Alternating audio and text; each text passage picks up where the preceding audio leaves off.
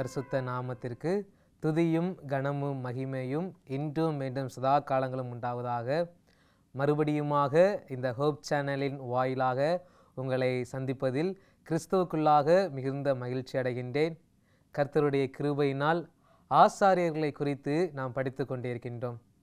ஆசாரியர்கள் என்பவர்கள் தேவனால் ஆரோனின் குடும்பத்திலிருந்து பிரித்தெடுக்கப்பட்டு மனிதனுக்கும் கடவுளுக்கும் இடையில் ஆலய வேலைகளை செய்து ஜனங்களுக்காக பலியிட்டு பிரார்த்தனை செய்து அவர்களை சுத்திகரிப்பு செய்தல் போன்ற பல்வேறு வேலைகளை செய்யக்கூடிய பரிசுத்தமான வேலைகளை செய்யக்கூடிய பரிசுத்தமான நபர்கள்தான் இந்த ஆசாரியர்கள். இப்படிப்பட்ட பரிசுத்தமான வேலையில் ஒரு நபர் ஆசாரியனாக மாற வேண்டும் என்றால் அதை எளிமையாக கடந்துவிட முடியாது. ஆசாரியனாக மாறுவதற்கு ஒரு சில வழிமுறைகள் உள்ளன. அதை இன்றைய நாளிலும் நாம் படிக்க இருக்கின்றோம். நாம் ஒரு ஜெபத்தோடு நாம் தியானம் செய்வோம். எங்களை அளவுக்கு அதிகமாய் நேசித்து வழி நடத்துகின்ற அன்பின் தகப்பனே, அப்பா, இந்த நாளிலும் கர்த்தாவே, இதோ நாங்கள் மீண்டுமாக நீர் ஏற்படுத்தின ஆசாரிய ஊழியத்தை குறித்து நாங்கள் படிக்க இருக்கின்றோம். ஆசாரியர்கள் தங்களுடைய ஆசாரிய வேலையில் சேர்வதற்கு அவர்கள் என்னென்ன காரியங்களை கடந்து வருகின்றார்கள், அதை நாங்களும் கடந்து வர என் கருத்து நீர் எங்கள் ஒவ்வொருவருக்கும் உதவி செய்ய முடியாய். இந்த செய்தியை அடியனை மறுத்து நீர் பேச முடியாய். எங்களுக்காய் பாடுபட்டு மரித்த கர்த்தராகிய இயேசு கிறிஸ்து நல்ல நாள் ஜெபிக்கிறோம். ஜீவனும் இரக்கம் நீர் நல்ல பிதாவே, ஆமேன். இஸ்ரவேல் கோத்திரத்தில் ஆசாரியர்கள் ஒரு மனிதனுடைய அனைத்து காரியங்களிலும் ஆசாரியர்களுக்கு பங்கு இருப்பதால் ஆசாரியர்கள் மிகவும் மதிப்பு உடைய அதிகாரமுடைய ஒரு நபராக காணப்படுகின்றார்கள். இப்படிப்பட்ட பிரதானமான வேலைகளை செய்யக்கூடிய இந்த ஆசாரியர்கள் பரிசுத்த ஸ்தலத்திற்கு உள்ளே சென்று இந்த ஆசாரிய பரிசுத்தமான வேலையை செய்வதற்கு ஒரு சில வழிமுறைகள் உள்ளன. முதலாவதாக, ஆசாரிய வேலையில் சேர்வதற்கு அந்த நபர் ஆரோனின் வம்சத்தை சார்ந்த நபராக இருக்க வேண்டும்.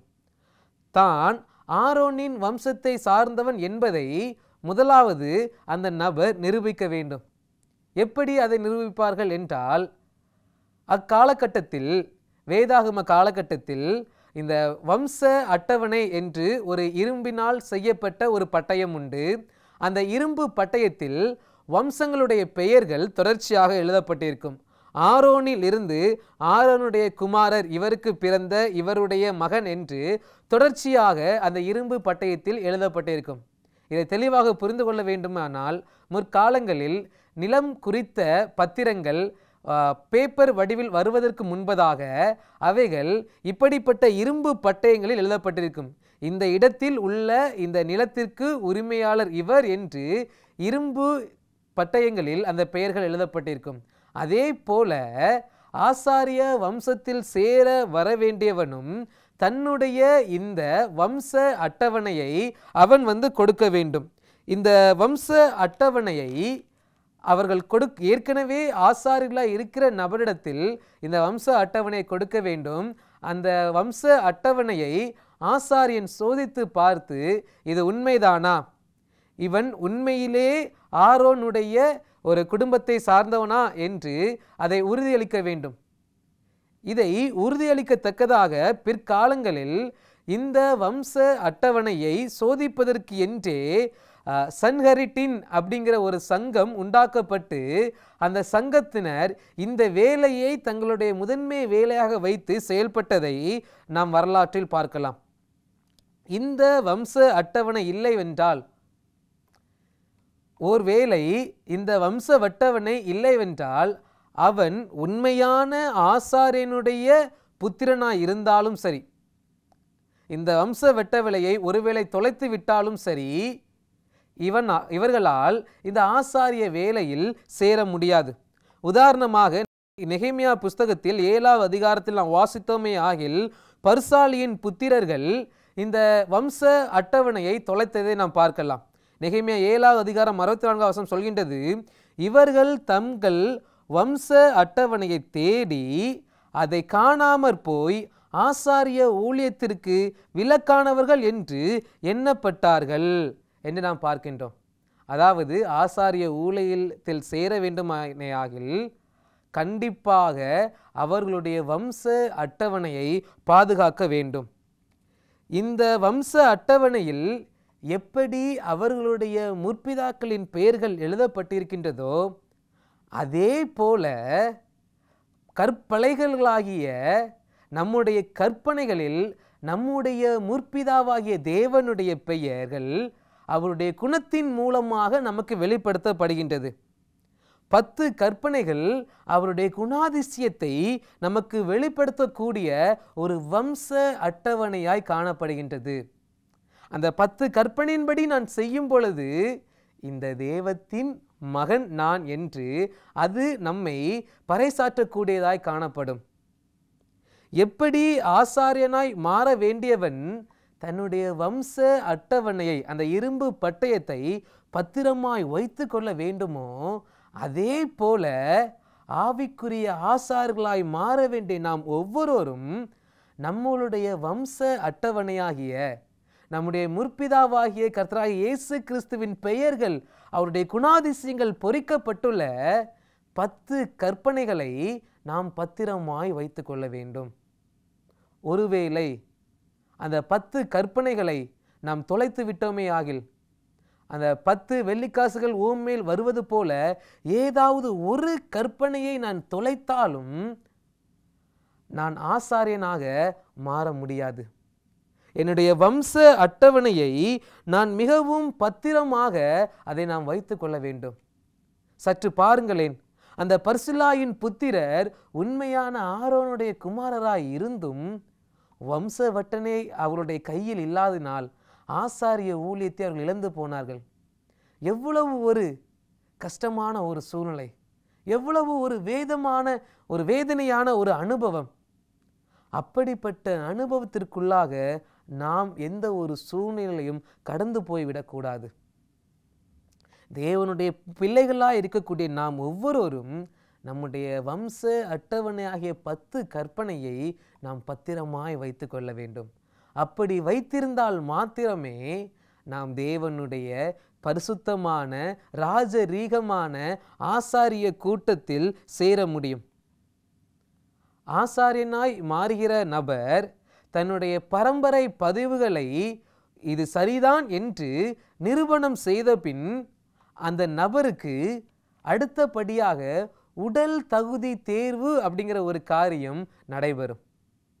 அதாவது அந்த வம்ச வட்டவணையில் அவனுடைய பெயர் இருந்தால் மாத்திரம் அவனை உடனடியாக அவனை ஆசாரியனாய் மாற்றுவதில்லை. அந்த வேலையை செய்வதற்கு அவனுடைய உடலும் தகுதி வாய்ந்ததா இருக்கின்றதா என்று ஆசாரியர்கள் சோதித்து பார்ப்பார்கள். எப்படி பலி செலுத்த வேண்டிய பலியினுடைய உடல் எந்த ஒரு குறைவும் இல்லாமல் காணப்பட வேண்டுமோ அதே போல பலியை செலுத்த வேண்டிய ஆசாரியனுடைய உடலும் எந்த ஒரு குறையும் இல்லாமல் காணப்பட வேண்டும். லேவியராகமம் 3ஆம் அதிகாரம் 6ஆம் வசனத்தில் வாசிக்கும் பொழுது அவன் கர்த்தருக்கு சமாதான பலியை படைக்க வேண்டும் என்று ஆட்டு மந்தையிலிருந்து எடுத்து செலுத்துவானாகில் அது ஆண் ஆனாலும் சரி அது பெண் ஆனாலும் சரி பழுதற்று இருப்பதை செலுத்துவானாக. பலி செலுத்த வேண்டிய பலியாய் ஆக்கப்பட வேண்டிய அந்த ஆட்டுக்குட்டியே பழுதற்றுதான் இருக்க வேண்டுமானால் பலி செலுத்த வேண்டிய ஆசாரியன் எவ்வளவு பழுதற்ற நபராய் காணப்பட வேண்டும்? நம்முடைய பிரதான ஆசாரியனாகிய இயேசுவும் உடல் அளவில் இதே போலதான் எந்த ஒரு குறையும் இல்லாத ஒரு நபராய் அவர் காணப்பட்டார். லூக்கா 2ஆம் அதிகாரம் 52ஆம் வசனத்தை நாம் வாசித்தோமே ஆகில் இயேசுவானவர் ஞானத்திலும் வளர்த்தியிலும் தேவ கிருபையிலும் அதிகமாய் விருத்தி அடைந்தார் என்று வசனம் சொல்கின்றது. அதாவது வளர்ச்சி அப்படின்னு வரும்பொழுது சரீர பிரகாரமாக அவர் விருத்தி அடைந்த நபராய் காணப்பட்டார். இயேசுவினுடைய சரீரத்தில் எந்த ஒரு குறையும் இல்லாதவராய் அவர் காணப்பட்டதை நாம் என்ன செய்கின்றோம்? நாம் பார்க்கின்றோம். மேலும் இயேசு தம்மை பழுதற்ற நபராக பிதாவினிடம் ஒப்படைத்தார். எபிரேயர் 9ஆம் அதிகாரம் 14ஆம் வசனத்தை வாசிக்கும் பொழுது தம்மை தாமே பழுதற்ற பலியாக தேவனுக்கு ஒப்பு கொடுத்த கிறிஸ்துவினுடைய இரத்தம் என்று நாம் வாசிக்கின்றோம். கிறிஸ்து பிரதான ஆசாரியனாய் நமக்காக அவர் மாறினார் என்றால் அவருடைய சரீரத்தில் எந்த ஒரு பழுதுமற்றவராய் அவர் காணப்பட்டார். பழுதற்ற பலியாக கிறிஸ்து தம்மை ஒப்படைத்த நபராய் காணப்பட்டார். நம்முடைய பிரதான ஆசாரியன் எப்படி சரீரத்தில் எந்த ஒரு பழுதும் அற்றவராய் காணப்பட்டாரோ அதே போல ஆவிக்குரிய ஆசாரியர்களாய் இருக்க வேண்டிய நாம் ஒவ்வொருவரும் பழுதற்ற நபர்களாய் காணப்பட வேண்டும். என் சரீரத்தில் எந்த ஒரு பழுதும் காணப்படக்கூடாது. அதாவது இது உடல் அடுத்த பழுதை குறித்து சொல்ல வரவில்லை. ஆவிக்குரிய ரீதியில் என் சரீரத்தில் எந்த ஒரு பழுதும் அற்றதாய் நான் காணப்பட வேண்டும். அதாவது ஆவிக்குரிய குறைகள் என்னிடம் காணப்படக்கூடாது.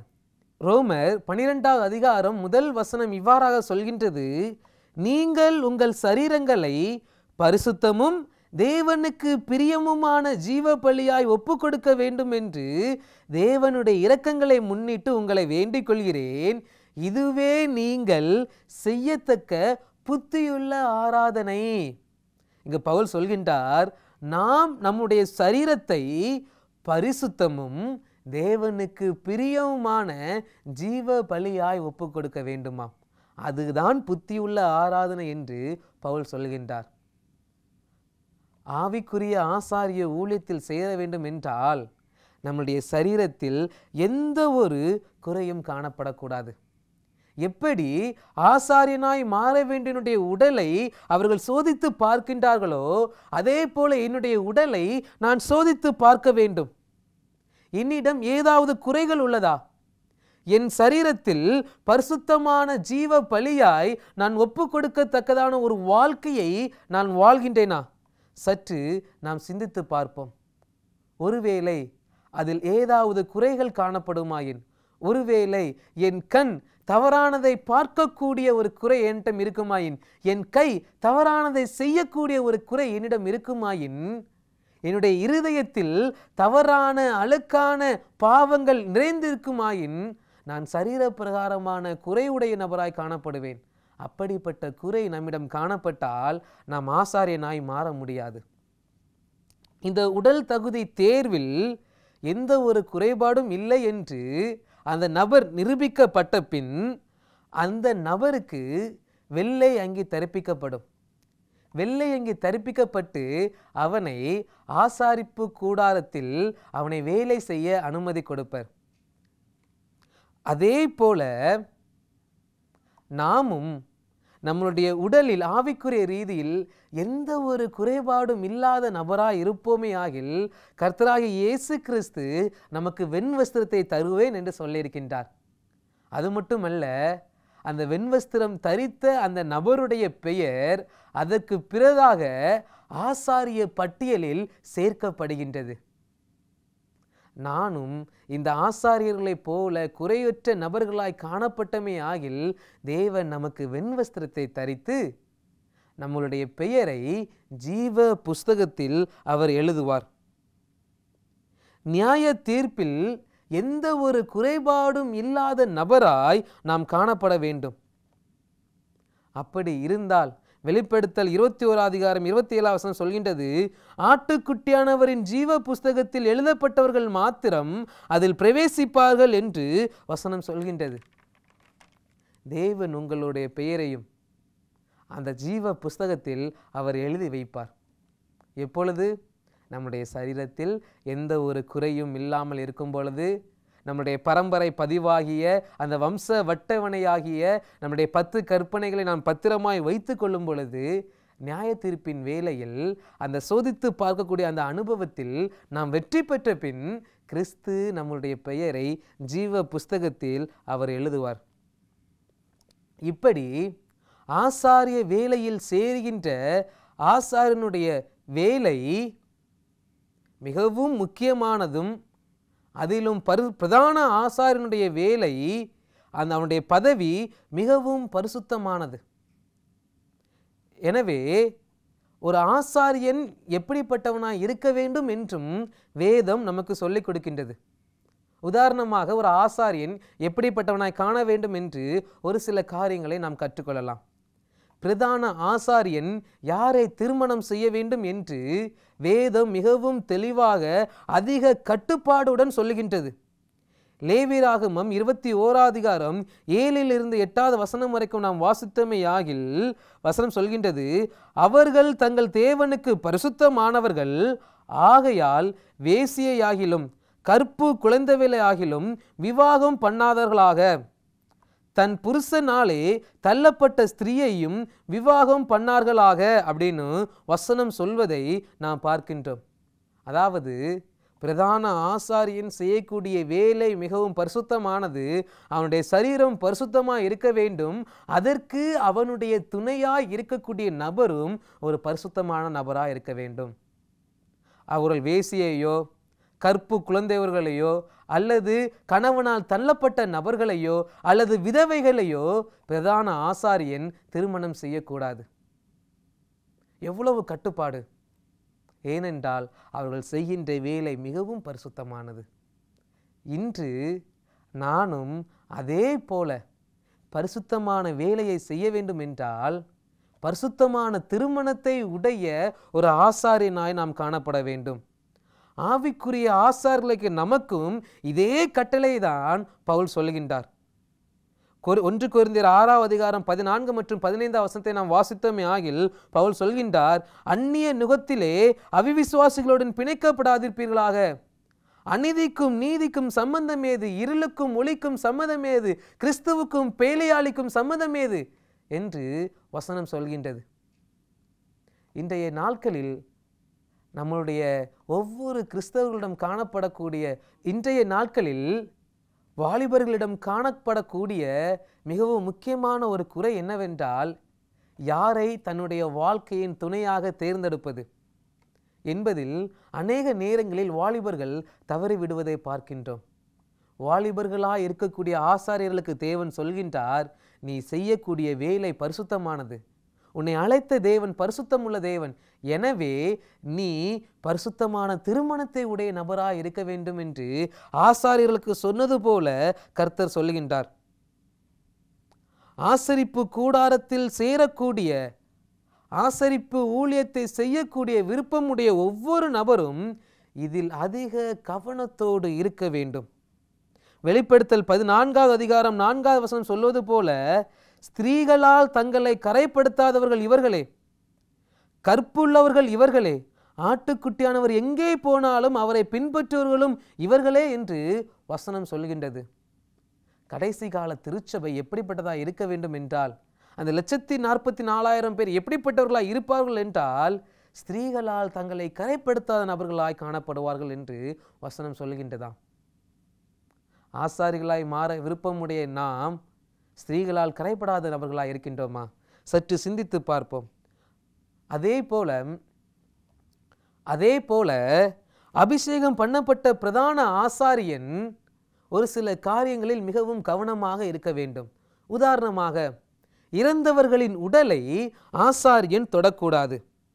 ஒருவேளை இறந்தது தகப்பனாய் இருந்துட்டாலும் சரி, தாயா இருந்தாலும் சரி, சகோதரனா இருந்தாலும் சரி, ஆசாரியன் பரிசுத்த ஸ்தலத்திலிருந்து வேலை பார்த்து கொண்டிருக்கும் நேரத்தில் குடும்பத்தில் உள்ள எந்த ஒரு நபரும் இறந்தாலும் ஆசாரியன் தன்னுடைய வேலையை பாதியில் நிறுத்திவிட்டு ஆசரிப்பு கூடாரத்தை விட்டு வெளியே வரக்கூடாதாம். அவன் அங்கே இருந்த அந்த வேலைகளை முழுமையாய் முடிக்க வேண்டும். முடித்த பின்னரே தன்னுடைய மரித்து போன நபர்களை அவன் பார்க்க வெளியே வர வேண்டும். ஒருவேளை பிரதான ஆசாரனா இல்லாமல் சாதாரண ஆசார்களா இருந்தார்கள் ஆகில் அவர்கள் மிகவும் நெருங்கின உறவுடைய நபர்களினுடைய சரீரங்களை மாத்திரம் தொடலாம். ஆனால் பிரதான ஆசாரியன் எந்த ஒரு மரித்தவர்களின் சரீரத்தையும் தொடக்கூடாது என்று வேதம் அதிக கட்டுப்பாடு கொடுக்கின்றது. ஏனென்றால் எல்லா விதத்திலும் இவர்கள் தங்களை பரிசுத்தமாய் காத்து கொள்ள வேண்டும் என்பதற்காக இந்த கட்டுப்பாடுகள் கொடுக்கப்பட்டுள்ளது. எவ்வளவு அருமையாக தேவன் சொல்கின்றார், நீ ஆசரிப்பு கூடாரத்தில் வேலை பார்க்கும் பொழுது உன் காலை எந்த காரணத்தினாலும் நீ பின்னெடுத்து வைக்கக்கூடாது என்று தேவன் சொல்வதை நாம் பார்க்கின்றோம். எல்லா விதத்திலும் தன்னை பரிசுத்தமாய் காத்து கொள்ள வேண்டிய ஆசாரியன் திருமணத்திலும் சரி, உலகத்திற்கு அடுத்த வேலையிலும் சரி, அவன் தேவனுக்கு முதலிடம் கொடுத்து அவன் காணப்பட வேண்டும். ஆவிக்குரிய ஆசாரியர்களாய் கடவுளின் வேலையை செய்யக்கூடிய நமக்கு உலக கடமையையும் உறவுகளையும் விட கடவுளின் வேலையே பிரதானமாய் இருக்க வேண்டும் என்று அம்மையார் நமக்கு தெளிவாக சொல்கின்றார். தேவனுடைய வேலைக்கு நாம் பிரதானம் கொடுக்கின்றோமா? முக்கியத்துவம் கொடுக்கின்றோமா? ஒருவேளை அந்த பரிசுத்தத்தை நாம் காத்து கொள்ள தவறி போனமே ஆகில் ஓப்பினிக்கும் பினகாசுக்கும் ஏற்பட்ட நிலைமைதான் நமக்கும் ஏற்படும். நாம் வேதத்தில் படிக்கின்றோம், ஓப்பினி பினகாசு தேவனுடைய ஆலயத்தில் இருந்து அந்த பரிசுத்தத்தை காத்து கொள்ள தவறி போனார்கள். அதிநிமித்தமாய் கடவுள் அவர்களை தண்டித்ததை நாம் பார்க்கின்றோம். இன்று கிறிஸ்து உங்களையும் என்னையும் ஆசாரியராய் தேர்ந்தெடுத்துள்ளார். ஒருவேளை ஆசாரியனாய் இருக்க வேண்டிய நான் பரிசுத்தமான இடத்தில் சென்று பரிசுத்தமான வேலைகளை செய்யும் பொழுது பரிசுத்தமான வாழ்க்கையை வாழாதவனாக காணப்பட்டனே ஆகில் அந்த ஓப்பினிக்கும் பினகாசுக்கும் ஏற்பட்ட அதே நிலைமை நமக்கும் ஏற்படும் என்பதை நாம் புரிந்து கொள்ள வேண்டும். எப்படி ஆசாரியர்கள் தங்களுடைய வேலையில் சேர ஒரு சில காரியங்களை பின்பற்றி வருகின்றார்களோ அதே போல நானும் பின்பற்றி வர வேண்டும். நம்முடைய வாழ்க்கை அப்படிப்பட்ட வாழ்க்கையாக இருக்க வேண்டும். ஏனென்றால் நம்முடைய பிரதான ஆசாரனாக கிறிஸ்து இதை வாயால் மாத்திரம் சொல்லவில்லை, தன்னுடைய செயலால் அவர் செய்து முடித்தார். அப்படி நாம் செய்தோமே ஆகில் நாமும் தேவனுக்கு பிரியமான பரிசுத்தத்தை காத்து கொண்ட ஆசாரியர்களாய் பரிசுத்த ஸ்தலத்திற்கு உள்ளே சென்று நாம் வேலை செய்ய முடியும். தேவனோடு தேவனுடைய ஊழிய தோட்டத்தில் வேலை செய்ய ஆசைப்படுகிறீர்களா? நம்முடைய பரிசுத்தத்தை நாம் காத்துக்கொள்வோம். நம்முடைய வம்ச வட்டவணையாகிய 10 கற்பனை நாம் காத்து கொள்ள வேண்டும்.